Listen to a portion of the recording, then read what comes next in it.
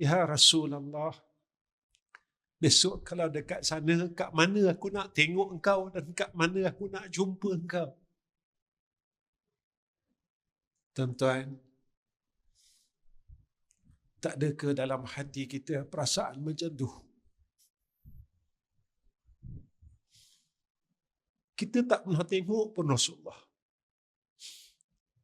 Kita tak pernah pegang pun tubuh Rasulullah. Kita tak pernah tengok pun senyuman Rasulullah. Tapi kita tak pernah rasa risau. Kat mana aku nak jumpa Rasul besok di yaumul akhirah? Tuan-tuan, sebenarnya hati kita keras.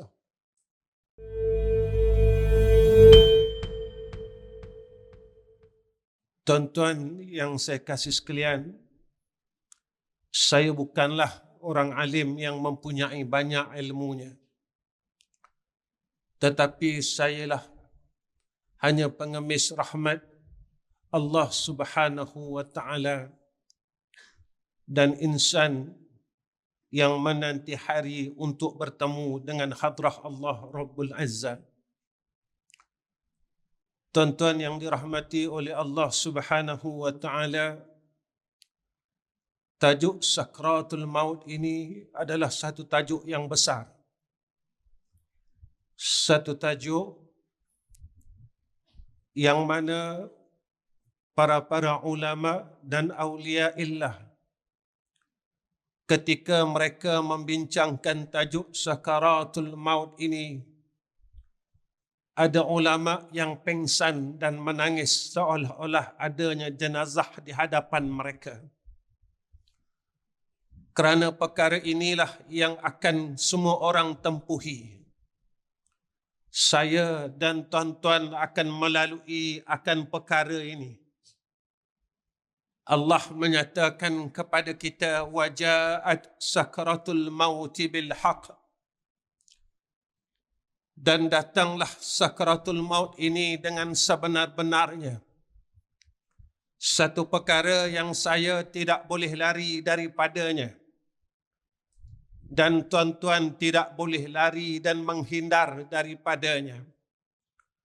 Banyak ayat berkenaan dengan sakaratul maut ini dijelaskan oleh Allah sebagai peringatan kepada kita hamba Allah ini yang berada di dalam muka bumi ini, menjadi peringatan kepada kita dan kita mesti percaya yang mana satu hari saya dan tuan-tuan akan melalui waktu itu dan saat itu.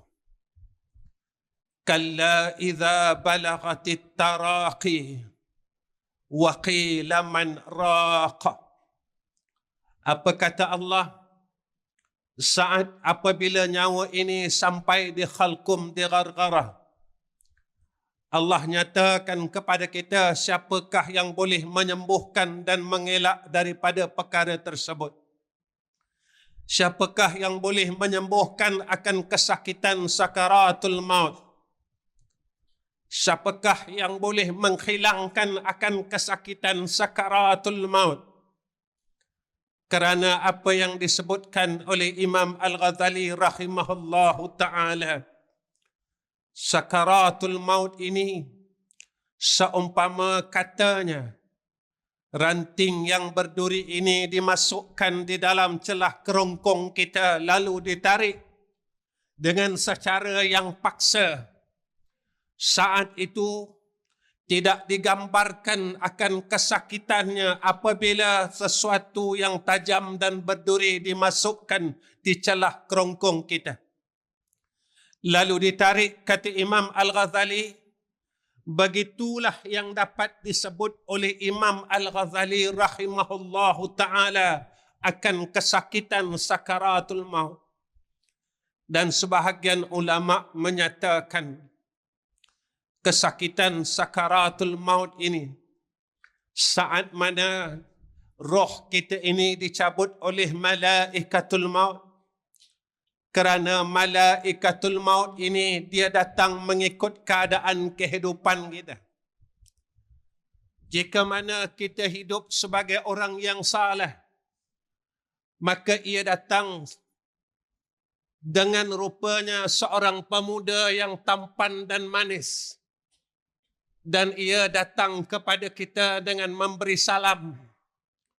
Tetapi jika dalam saat kehidupan kita ini penuh dengan dosa dan maksiat, yang kita tidak mahu berubah, yang kita tidak mahu berhenti untuk meninggalkan dosa dan kejahatan, yang kita tidak mahu kembali kepada Allah, maka malaikatul maut ini ia akan datang mencabut roh kita ini dengan rupa yang asal.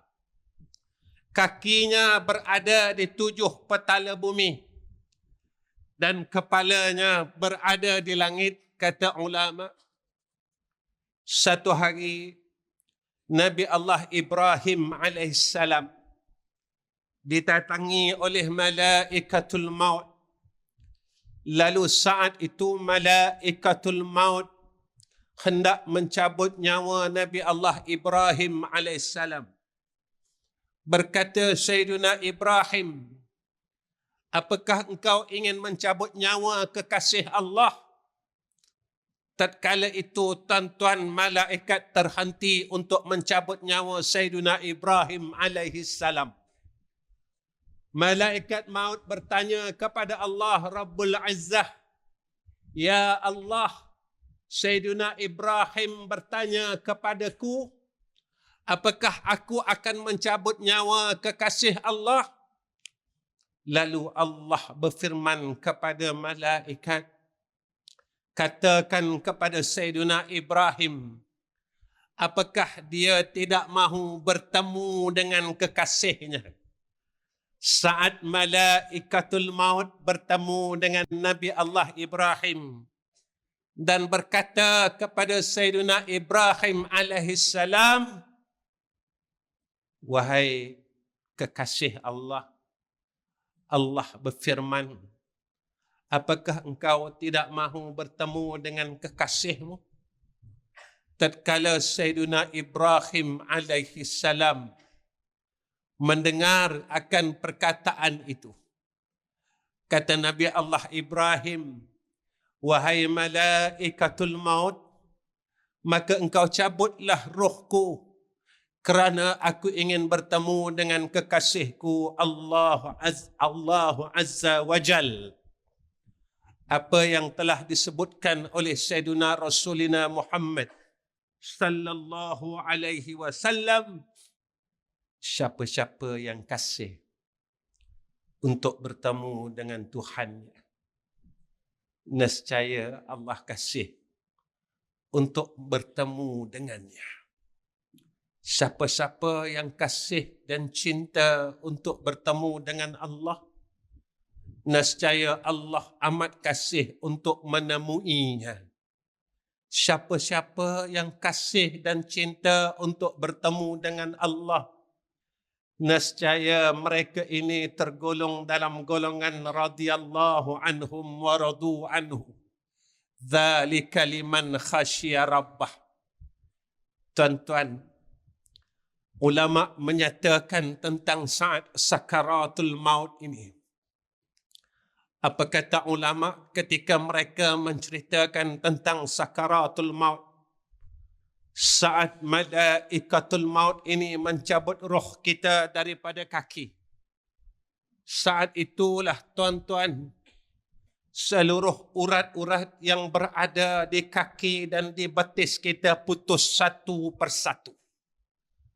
Saat ia tarik roh kita ini keluar sedikit demi sedikit, ketika perut kita berada dalam keadaan berombak, roh kita waktu itu sedang melepasi kaki dan sedang berada di perut kita, tuan-tuan.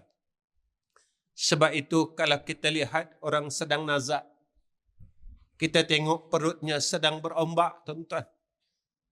Saat itu malaikat yang sedang mencabut roh itu sedang berada di kawasan perut kita. Saat itu kita sedang menanggung kesakitan sakaratul maut. Seluruh urat-urat pada tubuh badan kita sedang putus satu persatu, tuan-tuan. Saat roh ini melalui dada, saat itulah kita lihat jenazah ini berombak dadanya. Dan saat roh ini saat roh ini keluar melalui ubun-ubun, apa kata Nabi sallallahu alaihi wasallam?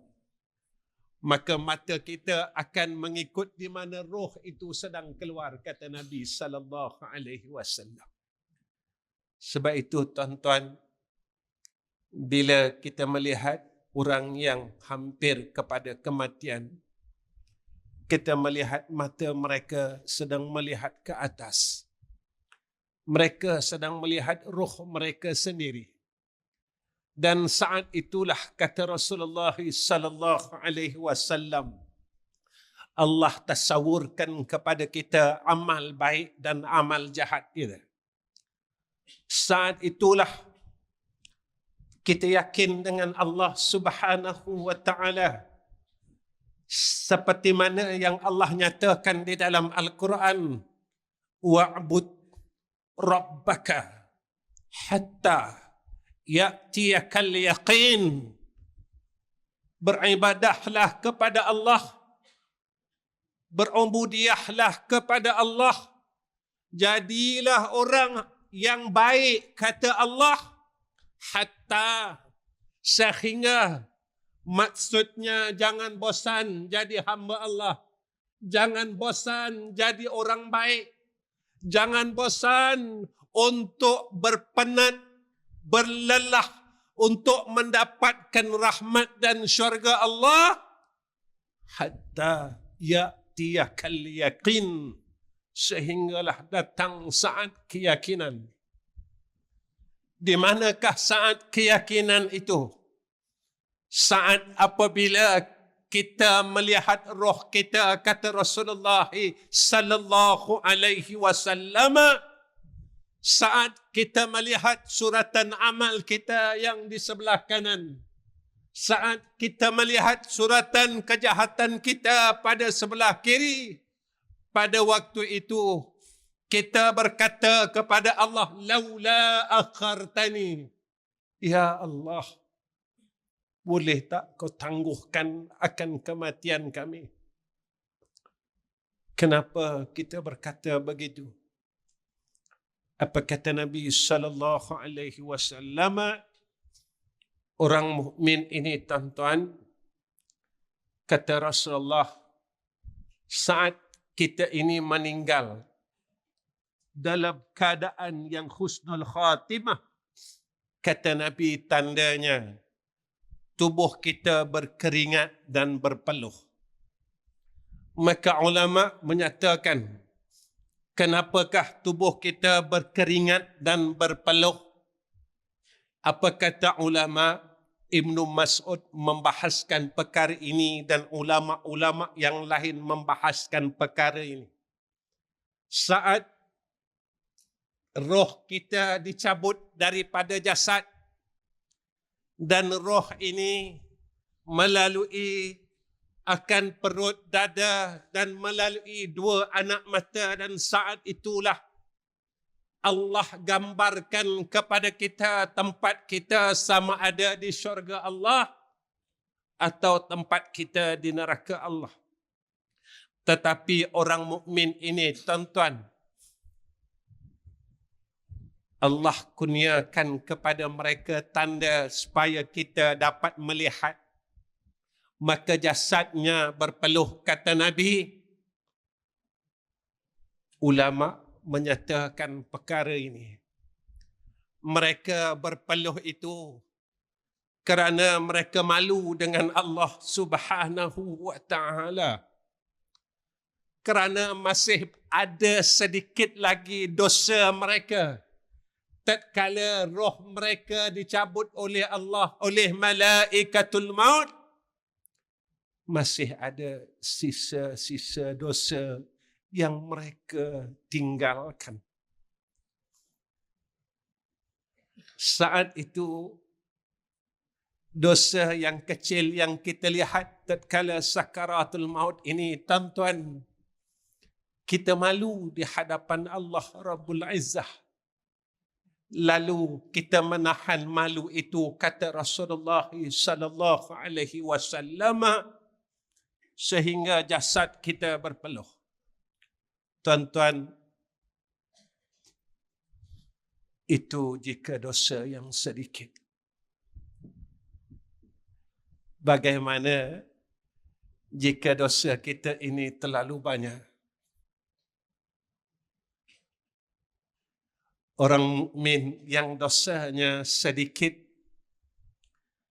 lalu tatkala sakaratul maut, dia malu melihat dosa yang sedikit itu dan tubuhnya berpeluh, kata Rasulullah sallallahu alaihi wasallam. Lalu sebagian ulama menyatakan, dengan malunya itulah Allah menghapuskan dosa yang sedikit itu yang tinggal daripadanya. Tuan-tuan, kalau kita masih lagi tidak meninggalkan dosa, bagaimana saat sakaratul maut kita?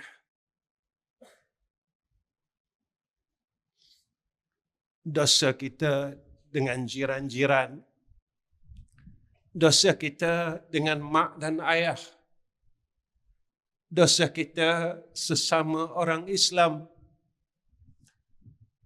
Tuan-tuan, dosa kita dengan Allah ini terlalu mudah, sehingga Allah menyatakan di dalam hadis qudsi, walaupun dosa engkau seluas lautan, sebesar gunung yang tinggi, engkau datang kepada aku mengadu hal, bermohon maaf, beristighfar kepada Allah. Lalu apa kata Allah Subhanahu wa ta'ala?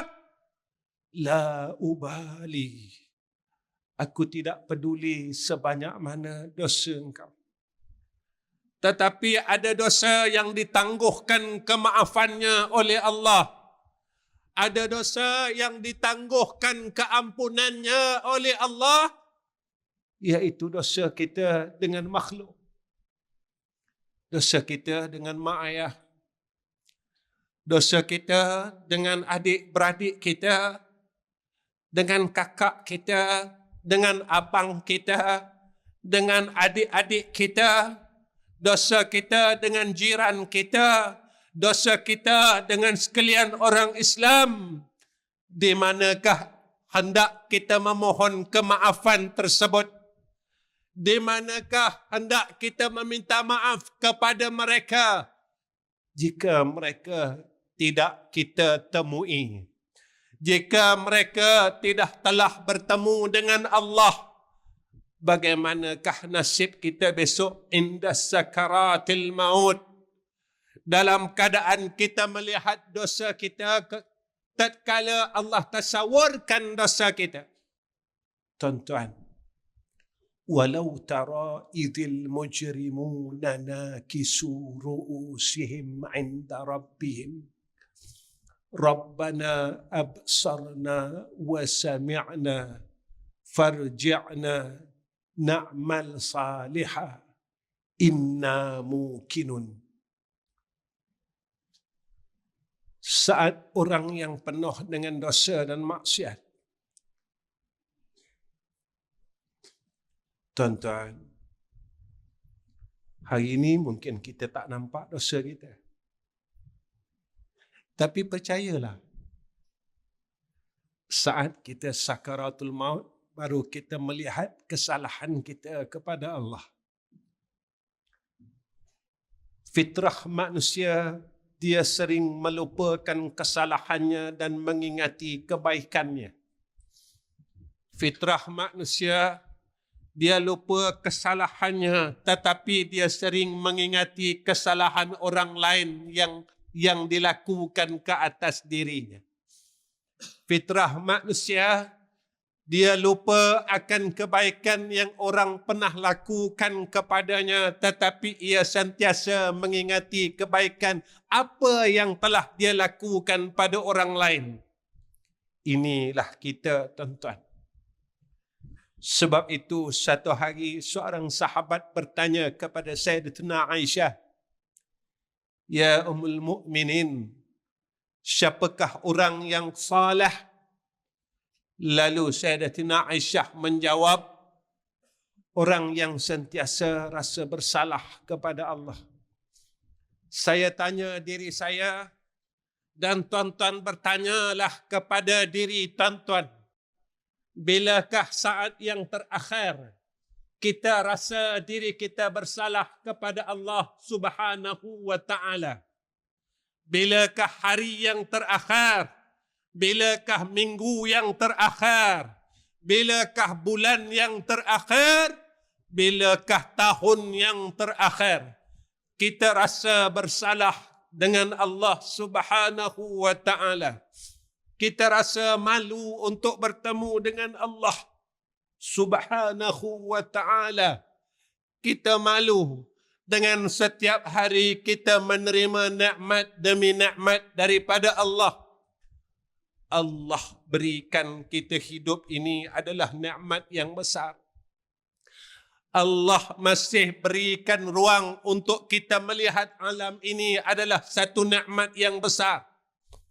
Dengan Allah berikan kita hidup ini, tuan-tuan, barulah kita dapat sujud kepada Allah Subhanahu wa ta'ala.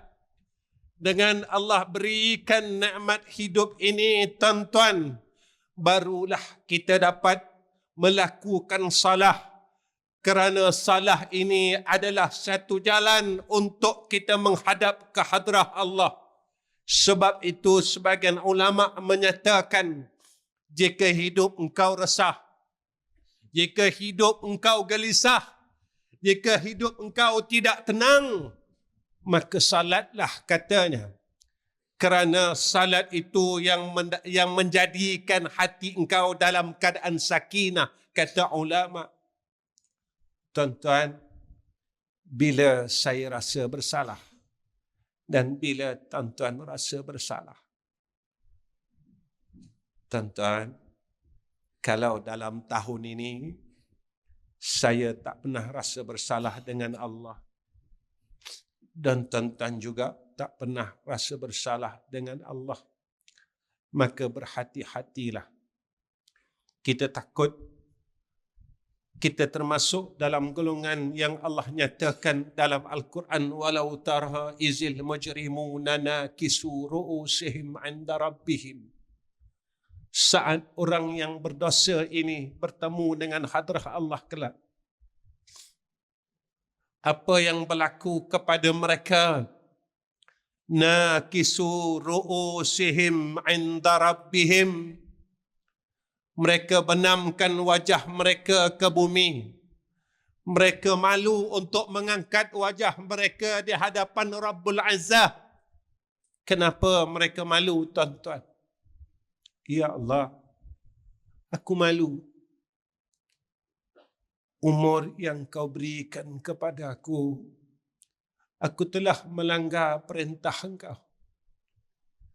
Mulut yang kau berikan kepada aku tidak boleh menyebut akan nama engkau, ya Allah. Aku cuma menyebut nama makhluk-makhluk engkau. Mulut yang kau berikan kepada aku tidak boleh langsung menyebut akan namamu pada hari ini. Aku rasa berat, ya Allah. Semasa hidupku, aku rasa berat, ya Allah. Aku rasa susah, ya Allah. Aku rasa bosan, ya Allah. Aku rasa jemu, ya Allah, untuk aku sebut asma-Mu. Tetapi mulut yang kau berikan kepada aku tak pernah bosan pun. Aku menyebut kisah dunia. Aku menyebut kisah makhluk. Aku menyebut kisah selain daripada engkau, ya Allah. Saat itu kita rasa malu dengan Allah. mulut yang Allah berikan kepada kita dengan keadaan percuma, yang tidak perlu kita bayar walaupun 1 sen sekalipun. Tetapi mulut ini kita tak mampu sebut nama Allah. Mulut ini kita tak mampu pun nak menyebut asma Allah. Tuan-tuan, tatkala kita mula sebut nama Allah, hati kita mula rasa bosan. Hati kita mula rasa jemu, tuan-tuan. Hati kita mula rasa tak seronok. Tuan-tuan, boleh ke kita dapat tempat yang seronok di akhirat? Percayalah, tuan-tuan, kita hidup dalam dunia ni tak lama pun. Harta yang ada pada kita, anak-anak kita akan ambil daripada kita satu hari nanti, percayalah. Nama yang kita banggakan dan kita gahkan, nama ini akan hilang daripada bibir-bibir makhluk yang ada semasa kita hidup. Tuan-tuan,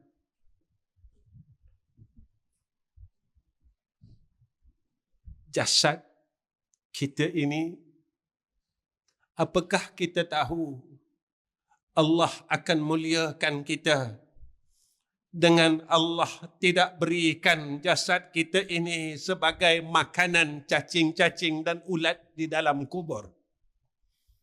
Ataupun Allah hinakan kita saat kita beberapa bulan di alam kubur, jasad ini menjadi makanan cacing-cacing dan ulat.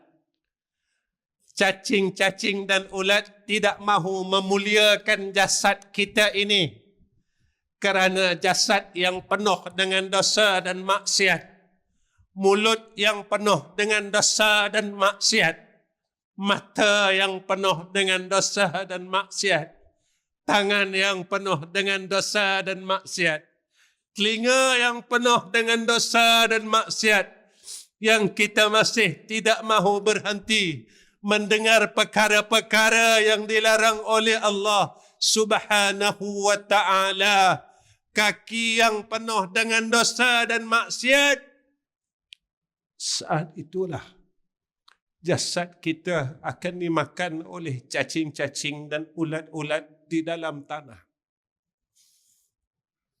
Tuan-tuan, jasad Rasulullah, cacing tak nak dekat, tuan-tuan. Ulat-ulat tak nak dekat, tuan-tuan. Jasad orang soleh, jangan katakan mereka ini dimuliakan di alam dunia, sampai alam kubur jasad mereka dimuliakan oleh Allah. Yang memuliakan ini bukan sekadar manusia, tetapi juga ulat-ulat dan cacing-cacing di dalam tanah. Mereka memuliakan jasad orang yang saleh, orang yang berbuat baik kepada Allah.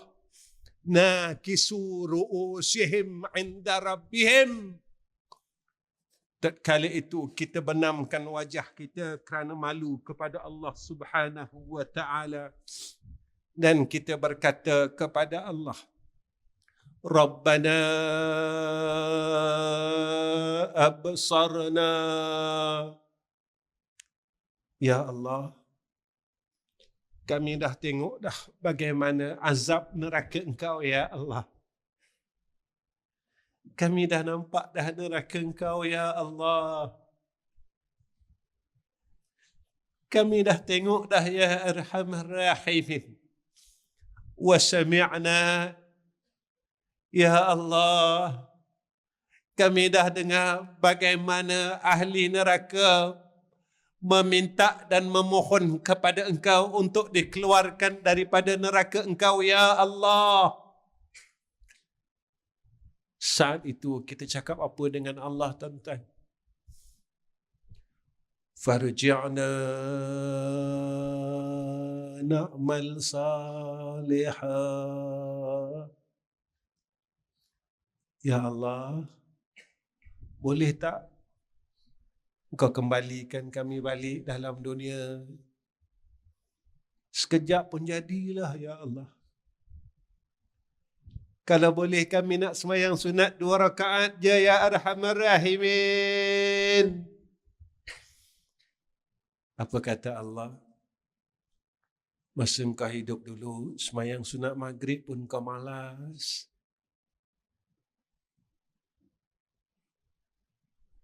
Masa engkau hidup dulu, semayang sunat isyak pun kau tak nak.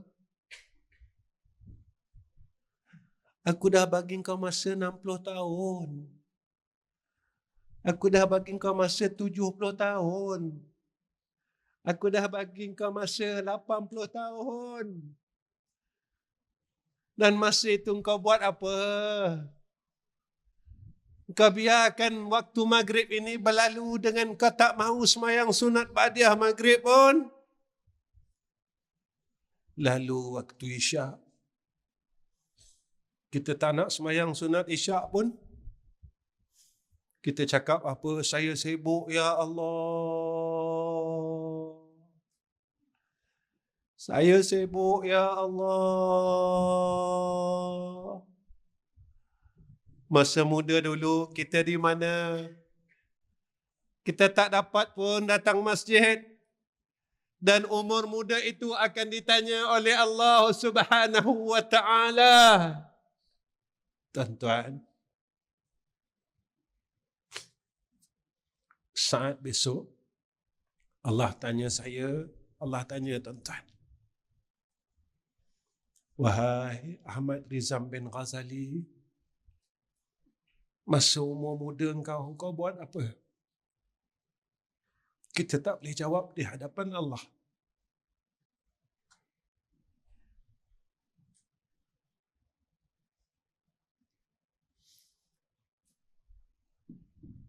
Kita nak jawab apa tuan-tuan di hadapan Rabbul Azza?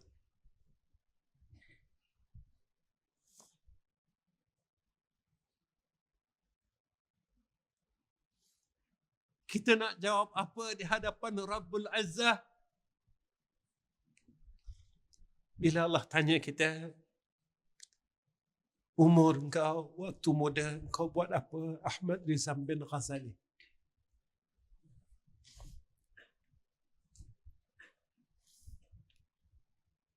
Aku bagi engkau hidup, apa yang engkau buat?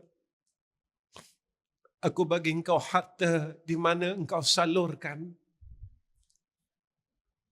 Aku bagi engkau sihat, apa yang kau lakukan dengan sihat itu. Aku bagi engkau masa lapang, apa yang kau gunakan dengan masa lapang itu, kata Allah.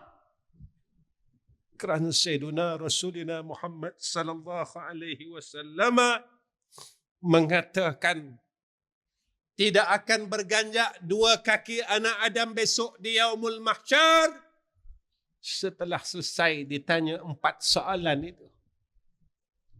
Tuan-tuan, saya kena tanya dan tuan-tuan akan kena tanya. Saya berfikir dan tuan-tuan berfikirlah. Selesai tak besok kita? Boleh tak 4 soalan ni ditanya oleh Allah? Kita boleh lepas tak tuan-tuan?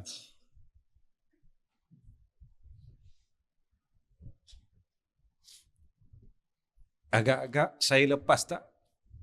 Agak-agak tuan-tuan lepas tak? Sebab itu tuan-tuan, sementara masa yang Allah berikan kepada kita ini, maka gunakanlah masa ini sebaik mungkin sebelum hadirnya sakaratul maut. Kerana kita tidak boleh berpatah balik. Sebab itu kita berbuat amal saleh ini untuk mati, tuan-tuan. Jangan tunggu mati baru nak buat amal saleh. Kita bertaubat kepada Allah kerana Nabi menyatakan sesungguhnya Allah menerima taubat itu sebelum nyawa itu sampai di gargara. Maka bertaubatlah untuk menunggu kematian. Kita ada harta, tuan-tuan. Masa kita muda dulu, kita telah buang harta kita pada perkara maksiat. Kita telah gunakan duit kita untuk kejahatan. Kita telah gunakan harta kita untuk membeli pakaian yang tidak diredai Allah. Kita telah gunakan harta kita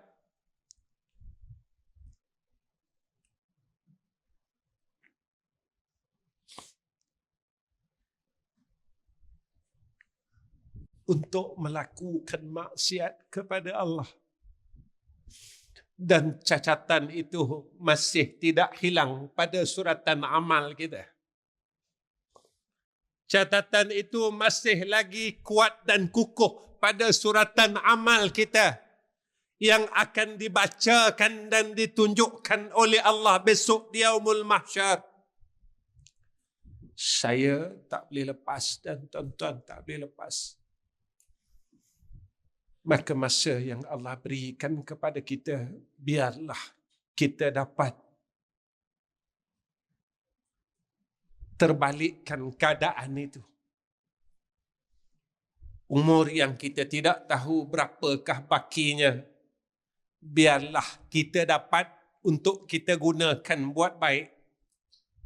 Dalam masa kita untuk berbuat baik ini, tuan-tuan, Allah panggil kita menemuinya. Mudah-mudahan Allah kifarahkan seluruh kejahatan yang pernah kita buat, yang tidak dilupakan oleh Allah, walaupun satu saat. Tuan-tuan, muslimat, jika zaman muda kalian pernah membuka aurat, kalian pernah mempertontonkan rambut-rambut kalian di depan hak laki-laki yang bukan mahram, berapa tahun itulah kita akan dimasukkan ke dalam neraka Allah.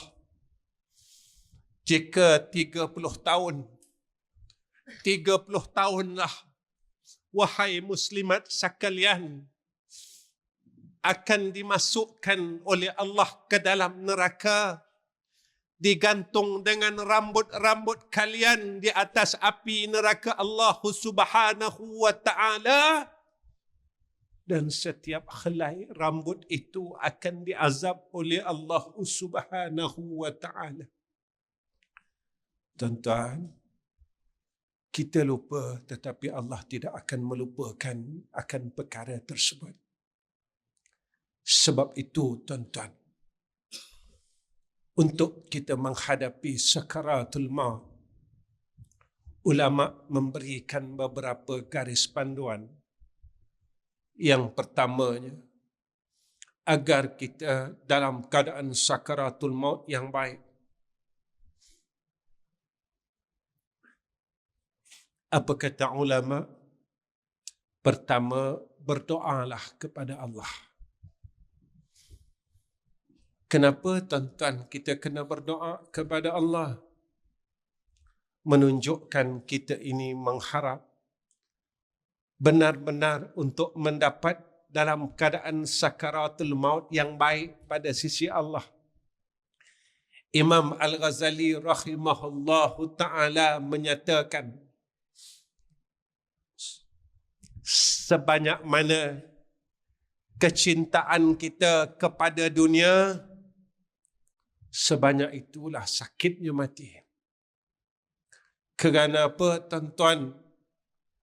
Kerana waktu malaikatul maut hendak mencabut roh daripada jasad, kita tak nak lepaskan dunia kita.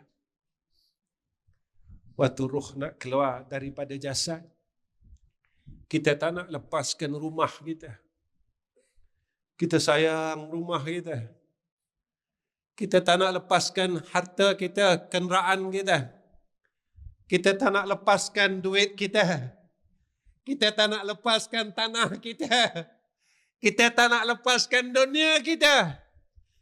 Kita meronta-ronta untuk tidak mahu balik menemui Rabbul Izzah. Kata Imam Ghazali, kesakitan itu kerana kita sangat mencintai dunia. Berbeza dengan orang mukmin, kata Imam Al-Ghazali rahimahullahu ta'ala,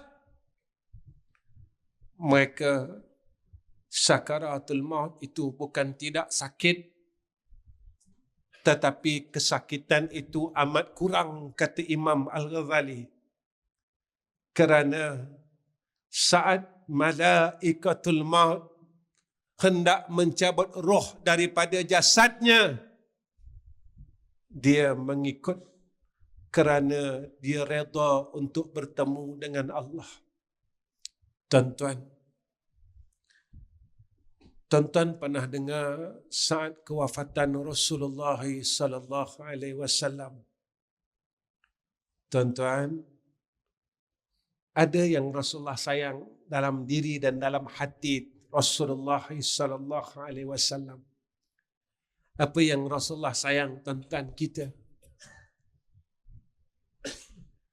Rasulullah ni amat sayang kita. Rasulullah nangis untuk kita. Rasulullah minta tangguhkan bala untuk kita. Rasulullah pernah berdoa keselamatan untuk kita. Satu hari seorang sahabat, dia menangis teresak-esak sehinggalah dia sakit dan dia tidak dapat hadir ke masjid salat berjamaah bersama dengan Rasulullah sallallahu alaihi wasallam. Rasulullah datang jumpa dia. Rasulullah tanya, "Engkau sakit ke? Engkau sakit apa?" Dia kata, "Saya bukan sakit ya Rasulullah. Sakit saya ini, saya memikirkan satu perkara sehingga saya jatuh sakit." Apa kata dia kepada Rasulullah sallallahu alaihi wasallam? "Ya Rasulullah, boleh tak aku tanya engkau?" Rasulullah kata, "Tanyalah. Dekat sini aku boleh tengok engkau. Dekat sini aku boleh nampak engkau. Dekat sini aku boleh pegang kau ya Rasulullah."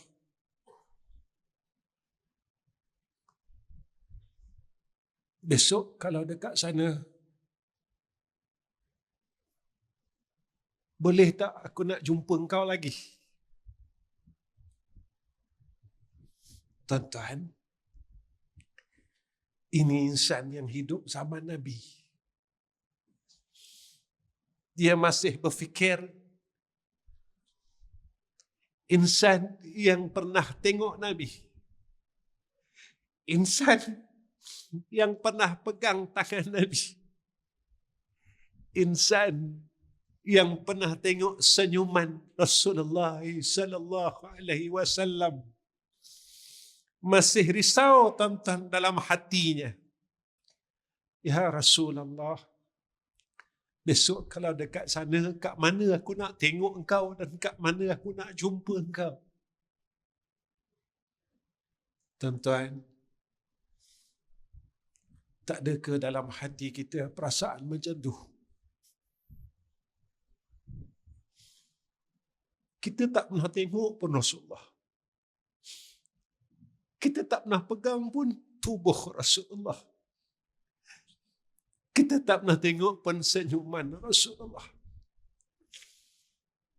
Tapi kita tak pernah rasa risau, kat mana aku nak jumpa Rasul besok di yaumul akhirah. Tuan-tuan, sebenarnya hati kita keras. Kita nampak sahaja lembut, tetapi hati kita ini sebenarnya keras. Kita nampak sahaja saleh, tetapi hati kita hatinya orang fasik. Tuan-tuan, tatkala sahabat bertanya kepada Rasulullah sallallahu alaihi wasallam, apa kata Rasulullah? "Wahai sahabatku, kau jangan risau. Kau jumpa aku dekat 3 tempat ni. Kau cari aku dekat 3 tempat ini," kata Rasulullah sallallahu alaihi wasallam. Pertama, Nabi kata, kalau kau cari aku tak jumpa, kau cari aku dekat Telaga Haud, kata Nabi. Kalau kau tak dapat pergi Telaga Haud, kau cari aku dekat Mizan, kata Nabi. Kalau di Mizan kau tak jumpa aku, kau cari aku dekat titian Sirat, kata Rasulullah sallallahu alaihi wasallam. Lalu kata Rasulullah kepada sahabah ini, engkau akan bersama-sama aku di dalam syurga Allah. Sihat dia, tuan-tuan. Sebab itu, tuan-tuan, banyak perkara yang kita sayang, tetapi tatkala kita diberi pilihan antara makhluk dan Allah, maka orang yang hatinya sentiasa merindui Allah, dia akan memilih Allah Rabbul Izzah. Tatkala wafat Rasulullah sallallahu alaihi wasallam, saat sakaratul maut Sayyiduna Rasulina wa Habibina Muhammad sallallahu alaihi wasallam, malaikah berkata kepada Sayyidina Rasul, Ya Habib Allah, wahai kekasih Allah, apakah engkau mahu aku minta dengan Allah untuk menangguhkan akan saat kewafatanmu dan kematianmu? Apa kata Nabi? Jangan. Aku rindu untuk bertemu dengan Tuhanku yang maha tinggi. Tuan-tuan, saya tanya diri saya dan tuan-tuan bertanya dengan diri tuan-tuan. Bilakah kita merasakan kerinduan kita dengan Allah? Bilakah hari terakhir kita merasakan kerinduan kita dengan Allah Rabbul Izzah? Saya tanya diri saya, tuan-tuan tanya diri tuan-tuan. Tak rindu ke dengan Allah? Tak rindu ke tuan-tuan dengan Allah? Tak rindukah kita dengan Allah yang terlalu baik kepada kita? Yang menangguhkan segala kemarahannya kepada kita. Saat kita buat jahat, Allah tangguhkan kemarahannya kepada kita. Setiap kali kita bersalah kepada Allah, Allah tetap berbuat baik kepada kita. Setiap kali kita lawan perintah Allah, Allah tetap membuka peluang dan pintu taubatnya supaya kembali kepada Allah Rabbul Izzah. Tuan-tuan, tak rindu ke dengan Allah? Tak ada ke perasaan rindu kita dengan Allah Rabbul Izzah? Tidak ada ke sedikit perasaan rindu kita untuk kita bertemu dengan Allah yang maha baik terhadap kita? Sebab itu, tuan-tuan, untuk kita mudah sakaratul maut dan dapat sakaratul maut yang baik, pertama, doa. Saya ambil satu hadis riwayat Tabrani. Hadis ini saya ambil daripada dua kitab, Tazkiyatun Nafs dan Nasaihul Ibad. Siapa yang membaca doa ini 25 kali setiap hari, jika ia mati, maka Allah akan kurniakan kepada dia kematian seperti mana orang yang mati syahid.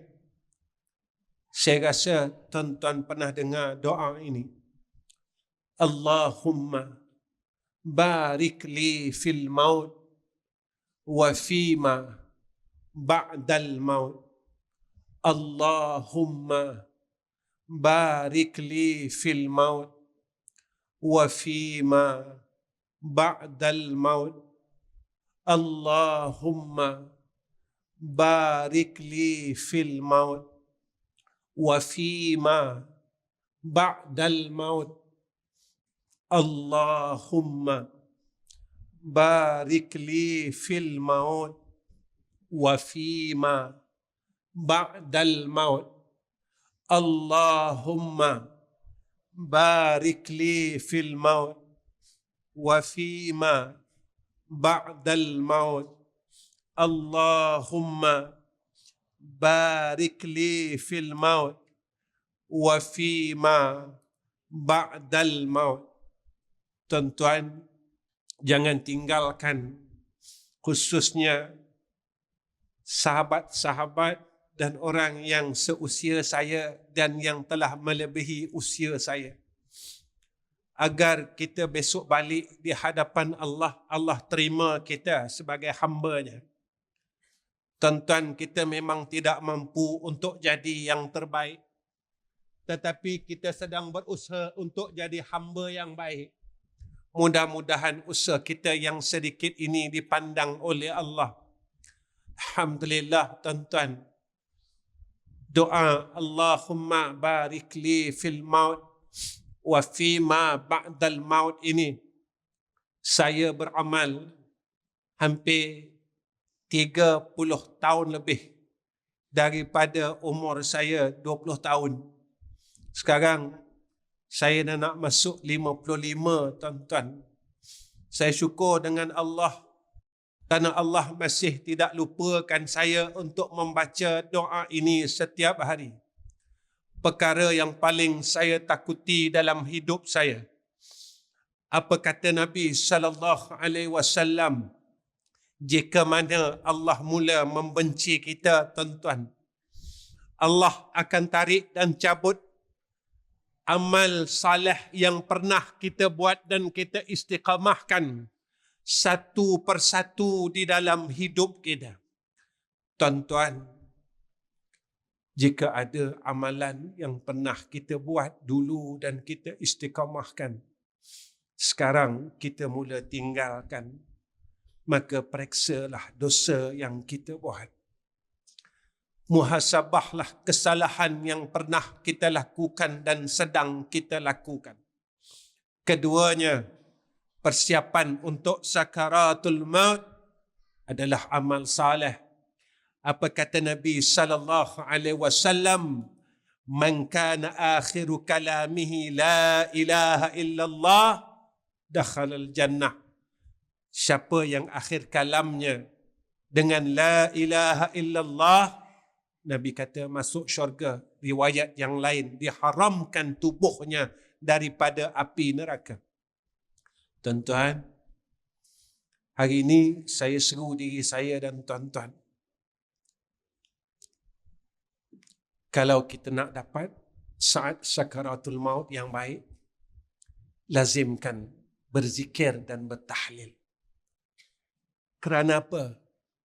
Kalau masa hidup ini kita tak mampu nak ingat Allah, mampukah kita ingat Allah sewaktu sakaratul maut?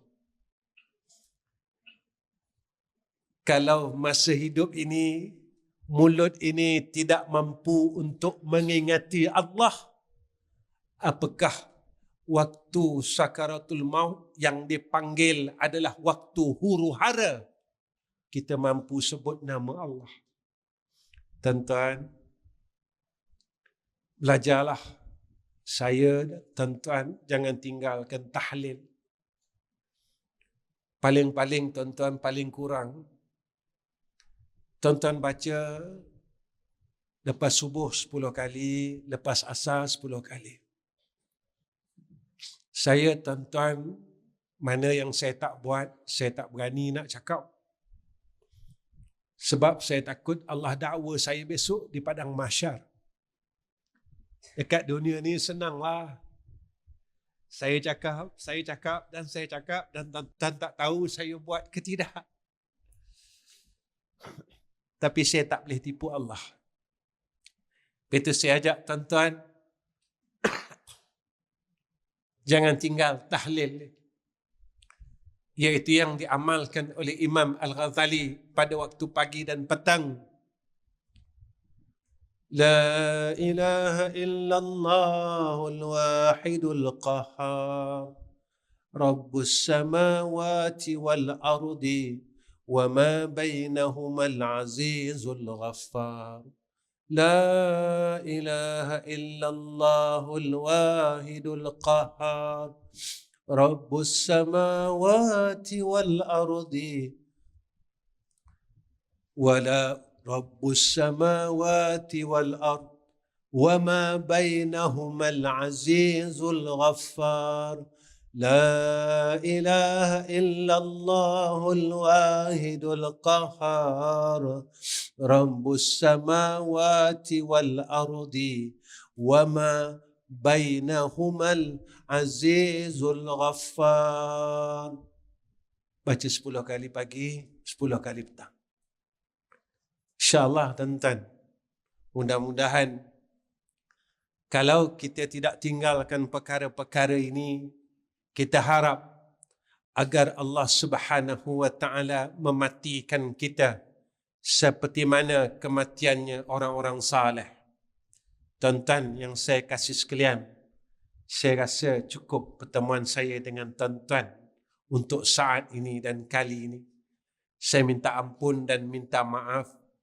Inilah kalam-kalam orang bodoh, kalam orang yang tidak ada ilmu, kalam yang bukan daripada seorang ustaz, hanya seorang manusia yang bodoh pada sisi Allah, yang tidak ada nilainya.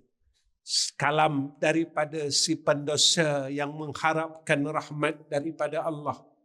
Mudah-mudahan kalam ini menjadi manfaat untuk saya dan ummah sebagai nasihat buat diri saya khususnya.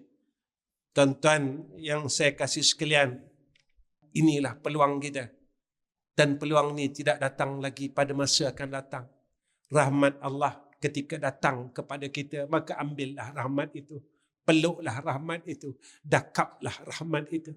Mudah-mudahan Allah akan kurniakan rahmatnya kepada kita, rahmat dan rahmat, sehinggalah saat sakaratul maut kita dalam rahmat Allah. Wa akhirul kalam, Assalamualaikum warahmatullahi wabarakatuh.